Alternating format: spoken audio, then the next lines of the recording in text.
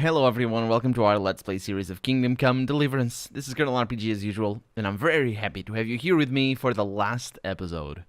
We're having a little bit of an epilogue right now, and we're gonna pick up where we left off last episode. Here, Sir Divish. Oh no, I need to talk to my father, my real father. Hi. What's going on? So, it looks like you're off on a mission. Yes, I can't wait. I don't want to dampen your spirits, my boy, but watch out. These are evil times, and who knows what can happen along the way. Not to mention that Bergov is no saint. Don't worry. I know. You've shown you can fend for yourself, but do take care. You'll be traveling as Lord Capon's bodyguard. You'll be there to make sure nothing untoward happens to him. Keep your eyes peeled and your ears wide open. What Bergov tells you is one thing, but what you see may be quite another. Rest assured, Father. And don't get embroiled in anything else. Just hand over the letter, hear out his reply, and return. Yes. Very well. Bergov is at Trotsky Castle. I think you'll find it quite an eye-opener. It's one of the finest castles in the land. It's 3 days' ride from here, so unless you hit a snag along the way, you'll be back soon enough. Any questions? I'm getting a bit lost in the Luxembourg lineage. It all seems a bit too tangled. The Luxembourgs have ruled the Empire and Bohemia for almost 100 years now. Emperor Charles brought this land to prominence. When he was in power, things had never been so good. Wenceslas and Sigismund are his sons, but by different mothers. Jobst and Prokop are their cousins. They were entrusted with governing Moravia. But instead, they've been in a bitter armed feud for years, and now Sigismund's fallen out with Wenceslas. Wenceslas also had another brother, the youngest, John of Görlitz, who was most probably poisoned. They seem like a hot-blooded lot.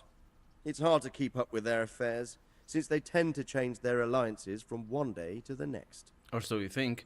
It's interesting. This epilogue seems like, oh, let's talk about history, even though not about plot, important. Which is totally fine with me. But I find it interesting that he wouldn't want to give up the crown because, think of the privileges. Yeah, you got some holdings and some good things, can collect a bunch of taxes as the king, and, it's good for you and your family. But certainly if you really just care about, what did he like? Hunting, sex, and food? Is that what he, yeah, if he just likes that, he doesn't need to be keen for that. It sounds to me there's something else in there. But then again, if he's so flip-floppy in regards to what he wants to do, then it wouldn't surprise me that he just really, but I like the crown, or I like this bed, or whatnot, or like this castle, or something. Who is he really, this Jobst? The cousin of King Wenceslas. He's the Margrave of Moravia. I admit I don't know what to make of him myself. Until recently, he was allied with the League of Lords. For a time, he even served Rupert of the Palatinate against the king. And now suddenly, he's reversed his position. I don't know what led him to do it, and one can't help being suspicious. It's best to keep a watchful eye on him. But he really is the leader of the resistance against Sigismund these days. We'll just have to see how it all turns out. I'm a bit concerned so many people seem to think so little of King Wenceslas. You knew him, didn't you? What's he really like? Well, there's no straightforward answer to that question. Because he's a king. He certainly makes a great hunting and drinking companion. Yes. But he can be very fiery and impetuous when things don't go how he'd like them. He never had much of a head for high office. He finds it tiresome. But once a man's grasped the scepter, it's hard to let it go again. That's you what can't she just said. abscond. You've seen for yourself what happens when he disappears for a few months. Better a bad but legitimate king than a bloody war over the throne. Yeah, it doesn't quite work as a that's what she said moment. Yeah, he was just trying to be diplomatic there. It's pretty obvious that he doesn't think he's a decent person. He's like a drinking companion. He's not like a good friend. No. He's a drinking companion. He's good. I don't think he said a good friend and a good drinking companion. I don't remember what the first part is. Good company, maybe? I don't know. Who is this Prokop that Jobst spoke of? Jobst's brother, the king's cousin. He and Jobst warred over Moravian supremacy for years. Then they were allies for a while, betrayed Wenceslas and sided with Rupert of the Palatinate. But after Sigismund abducted Wenceslas, Prokop fomented a revolt against him, and Sigismund had him captured. Politics. Make of it what you will. I, for one, can't make head or tail of it most of the time. The League of Lords and that Berghoff we're off to see. Who are they exactly?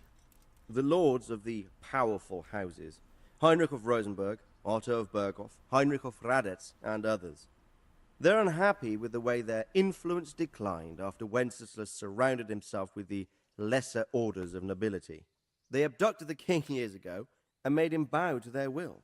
They got away with it that time, and now they've joined forces with Sigismund and done it again.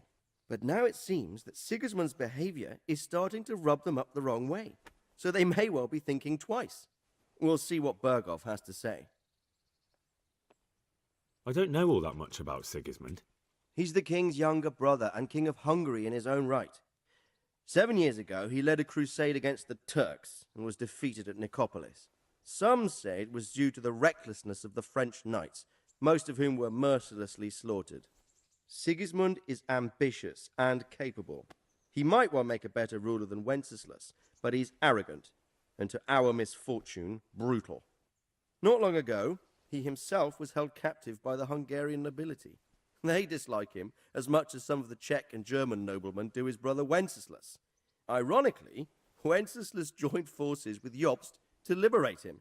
And now this is how Sigismund repays his brother. There's no doubt about it, God does move in mysterious ways. And the minds of prickly little lords, or big lords for that matter. Rupert of the Palatinate. That's a name I hadn't heard before today. Rupert is the Prince-Elector of the Palatinate. What's a Prince-Elector? The Prince-Electors are dignitaries of the Holy Roman Empire who have the right to elect the King of the Romans, who would then be crowned Holy Roman Emperor by the Pope. Rupert took the title for himself with the help of 3 other Prince-Electors, even though Wenceslas had already been appointed. Some of the nobility in the empire recognized Rupert's claim, but when he went to Rome to be crowned emperor, it turned into a fiasco. Now he's doing his utmost to get Wenceslas to acknowledge him, but so far without success. So, now we have 2 kings of the Romans. Jobst sided with Sigismund for a while, but now he's switched allegiance. He seems to do that quite a lot. That young man, Sir John of Liechtenstein. Why is he here? The Liechtensteins are a powerful Austrian family with estates in Austria and Moravia. Sir John sits on Jobst's council. Since the king's being held captive in Vienna, I suppose it makes sense to have a powerful Austrian house as allies. It could be very useful. That's about all. Very well. Take the letter from Sir Hanush. And good luck, son. Can we have pronunciations that are similar to each other? So what do you think of it all, Sir? Can we? I think of it all. This moment, I don't even know if it's Liechtenstein anymore. If I didn't know Excuse me. anything about the I know I'm on top of the table. It's fine. He's gonna look up at me, isn't he? He isn't. I believe we have written it well, gentlemen. Without a doubt. No one could deduce from this whether we are Sigismund's allies or foes. I must travel back to Brno now, but soon I will go to Brandenburg and I will stop here on the way back. By then, Sir Capon should be back and we can discuss how to proceed. Right. Before you leave, my lord, there is one thing that gives me no rest. Why did Sigismund come as a foe? It makes no sense. If I may, sir, I think I can explain. Oh, please enlighten us, young sir. I live not far from Hungary, where Sigismund reigns. It is a savage country, and the constant war with the Turks has hardened the people. They need a monarch with an iron hand. So when Sigismund felt the wind of revolt, he reacted as he would at home. Only what works on the Hungarian nobles does not work here in Bohemia. Bringing order is one thing, but slaughtering and pillaging with a horde of barbarians quite another. What purpose does that serve? But Sigismund did give the Bohemian nobles a chance to take his side. It was only when they refused his ultimatum that he lost patience and took to the sword. As for the barbarians, he could afford nothing better. The Hungarian nobility would gain nothing from joining his campaign in Bohemia. He didn't have enough coin for a regular army, and so he recruited the Cumans. What he does not pay them, they make up for in plunder. But in the end, he didn't have enough to even satisfy the Cumans. That's why he raided Kuttenberg and Skalitz. He wanted the silver. That makes sense. My lords, how's the letter coming along? It's done. Then we can be on our way. Now remember what we said, boy. All you have to do is deliver the letter, listen to the answer, and come back here. Don't provoke Berghoff in any way. Provoke? Me? Never, Uncle. We'll be back in a few days. Farewell, your graces. Come, Henry, my men are waiting. I wish you Godspeed.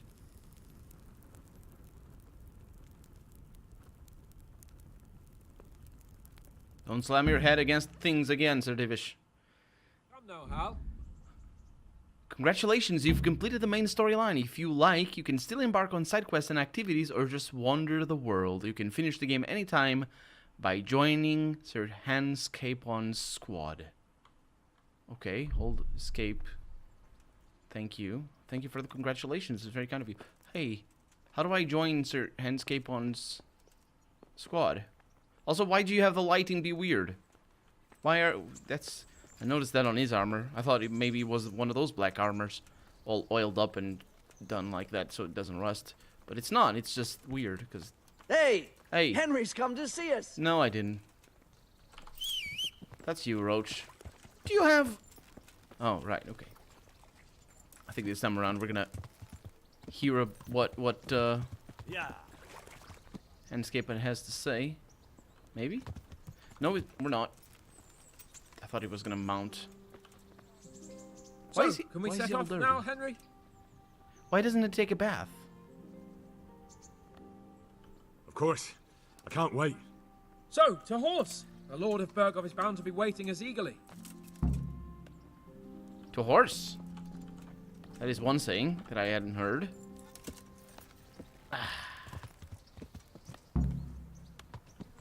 Yeah, double click to sprint up. Very important. Otherwise, I can't hear what it was saying. Ugh! What's What's- what you're doing? I There's didn't- people walking here. Is that you? That's you. Okay. Yeah. Okay, I think we're... speed. Is this good? I think it's good. We're gonna do well? Maybe. Maybe.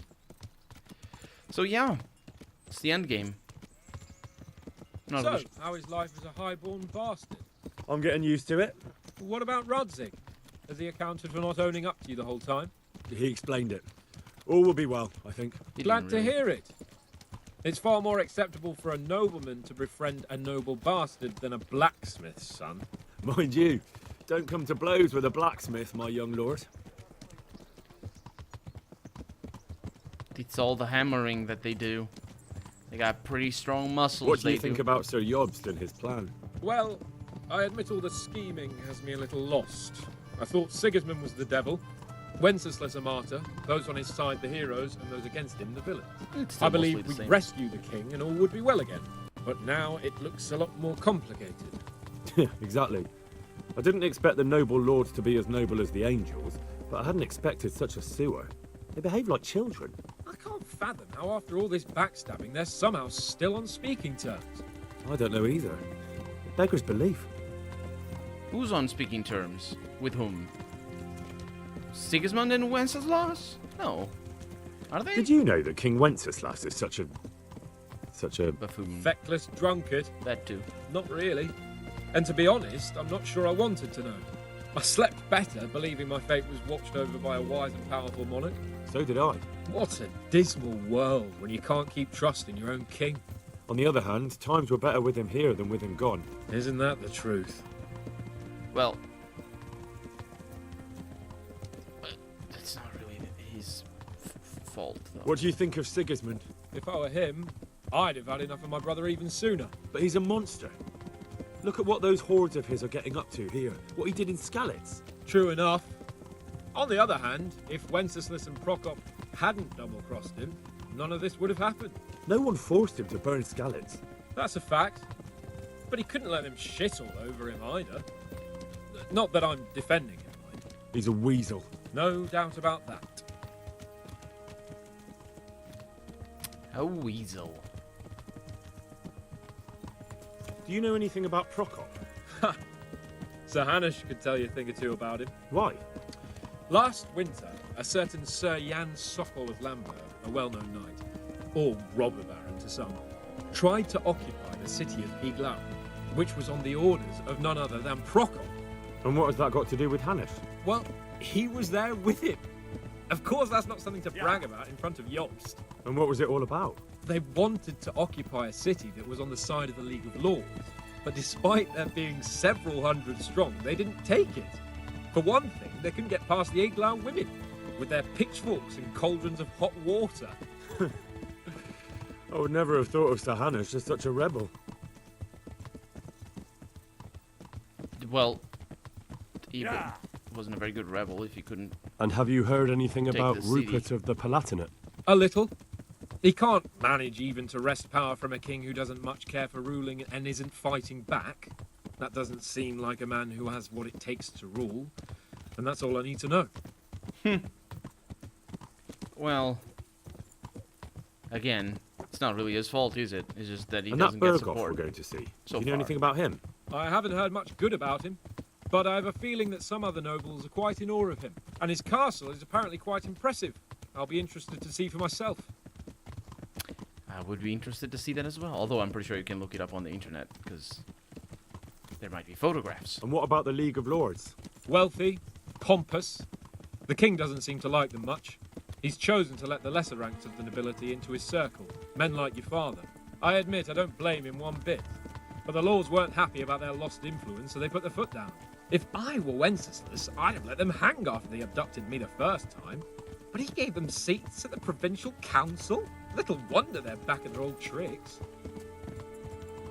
Well, it could also have worked the other way, I suppose. If you're making allies of your enemies. Sort of. Right? I don't know. And here we are in the stud farm. And he has exhausted all of his lines. Also, he's really intent on following me on the wrong way. Which I don't appreciate at all. It's me on the left and you on the right. I'm pretty sure that's the proper way of defending a lord, because you're defending you're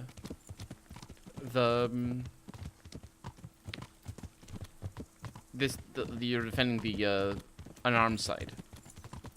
I think that's how it works. I'm not really sure. There's all sorts of protocol. How far away are we from the end of the map? Not very far. How far until then, Sir Hans? Actually, Sir Capon. Sir Capon.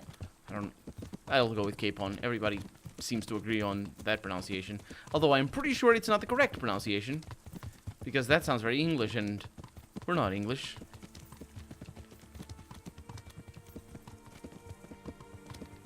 We're Hungarian. Czech. Not Hungarian. Well, actually, they are Czech, right? Is it Sir Wenceslas that's Hungarian? How does that work?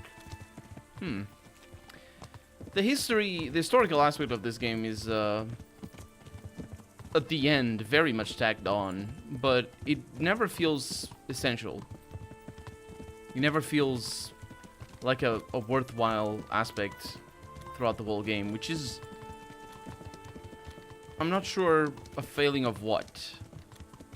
My instinct says it's a failing of the writing, but it could be a failing of just the way the game presents its storyline, so not really so much the writing's fault. Although maybe a mixture of both. But yeah, at the end of the game it's just like, oh, we're talking about a bunch of historical people, and if you want to really know what's going on, you really should just go and read up some articles and things, and then read some books.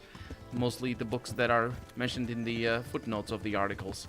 Or do it the other way around if you're an historian. But that's the tricky bit. That's really hard to do.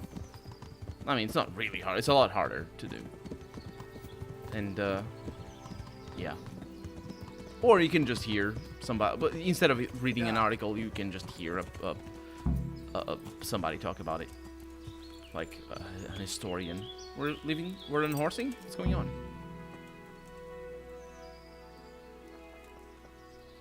I think we're leaving. Well, he's leaving. I'm not really sure if I can, because I can't talk to him, obviously. Oh, he needs to go sit on one of these things. I can... Oh, I can't get a big face. This is awful. I might have some food. Oh, there might be food here, though. Oh, that's raw, but... Oh. Sir Capon. How about it, Henry? Can we go? Are you ready for this? Of course. At last I'll get to see more of the country and have a bit of an outing. Quite. And that is sequel bait. Not sequel bait. That's set up Let's for get the sequel. to it then. I finally have the feeling we're guess. doing something worthwhile. We're helping to save the king. Instead of saving his drunken majesty, I'd rather find that whoreson who murdered my parents, get the sword back The from sword! him, and skewer him with it. The sword is Cheer so up, important! Henry. I have a feeling you'll get your chance one day, and it won't be long in coming. They are not gonna make... men! Audentes fortuna juvat! Fortune favors the brave, I think. That might be what it is. They're not gonna make a sequel about the sword, are they? Don't make a sequel about the sword, please. Please don't make a sequel about the sword. Although the sword is a more interesting character than a lot of other ones. And a closer friend as well. And that is the real ending. Now, I've given all my spiel, so I'm not going to give it again. Thank you so much for watching. I really do appreciate it.